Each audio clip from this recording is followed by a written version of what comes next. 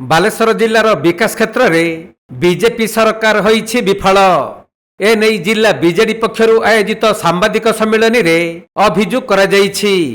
ବିଜୁ ଜନତା ଦଳ ସରକାରରେ ଥିବା ସମୟରେ ବନ୍ୟା ନିୟନ୍ତ୍ରଣ ପାଇଁ ଅନେକ ପ୍ରକାର ପଦକ୍ଷେପ ନିଆଯାଇଥିଲା। ହେଲେ ଏବେ 2.5 ବର୍ଷ ହେଲା ସରକାର ଓ ପ୍ରଶାସନ ସମସ୍ତ କ୍ଷେତ୍ରରେ ସମ୍ପୂର୍ଣ୍ଣ ବିଫଳ ହୋଇଛି।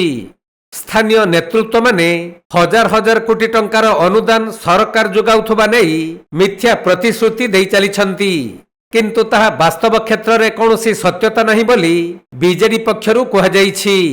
ବନ୍ୟା ନିୟନ୍ତ୍ରଣ ଓ ଜଳ ନିଷ୍କାସନ ପାଇଁ କେତେ ଟଙ୍କା ସରକାରଙ୍କ ପକ୍ଷରୁ ଅନୁଦାନ ଆସିଛି ଏବଂ କାର୍ଯ୍ୟକାରୀ ହୋଇଛି, ସ୍ଥାନୀୟ ନେତୃତ୍ୱମାନେ ତାହାର ତଥ୍ୟ ଦିଅନ୍ତୁ ବୋଲି ବିଜେଡି ମାଗିଛି ହିସାବ।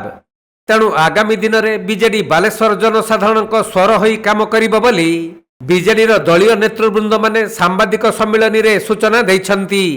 ଆମେ ଆଜି ଆଜି ସ୍ୱାଧୀନତା 80ତମ ସ୍ୱାଧୀନତା ଦିବସର ପୂର୍ବ ଦିନରେ ବାଲେଶ୍ୱରବାସୀଙ୍କୁ ବିଜୁ ଜନତା ଦଳ ତରଫରୁ ଶୁଭେଚ୍ଛା ଅଭିନନ୍ଦନ ଜଣାଯାଉଛି ଏବଂ ସମସ୍ତ ସାମ୍ବାଦିକ ଭାଇମାନଙ୍କୁ ଆଜି ଆମେ ଜଣେଇ ଦେଉଥିଲୁ ଯେ ସରକାର ଅପାରଗ ସରକାର ପାଖାପାଖି 2.5 ବର୍ଷ ହେବାକୁ ଯାଉଛି। ଯେଉଁ ଡବଲ ଇଞ୍ଜିନ କହୁଥିଲେ 2.5 ବର୍ଷରେ 5 ବର୍ଷ କାମ କରିବା କଥା, 5 ବର୍ଷ ଭଳି କାମ କରିବା କଥା, କିନ୍ତୁ କିଛି କାର୍ଯ୍ୟକ୍ରମ ହେଉନାହିଁ।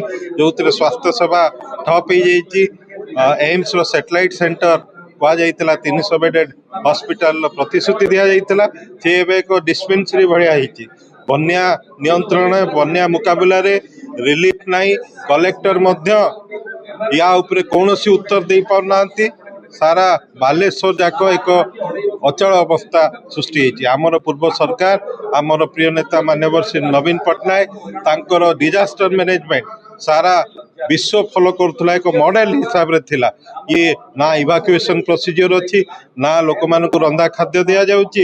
ତାଙ୍କର ୱାର୍କ ସ୍ପିକ୍ସ ତାଙ୍କ ପାଇଁ ତାଙ୍କ କାମ କଥା କୁହେ, ଏଠି ଖାଲି ଭାଷଣ ଆଉ ଶୋଷଣ ଚାଲିଛି।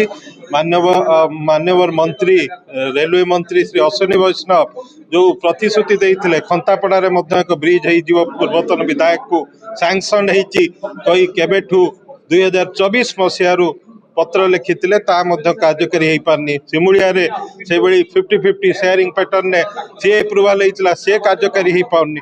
ଖାଲି ଫଟୋ ଉଠା କାର୍ଯ୍ୟକ୍ରମ ଚାଲିଛି।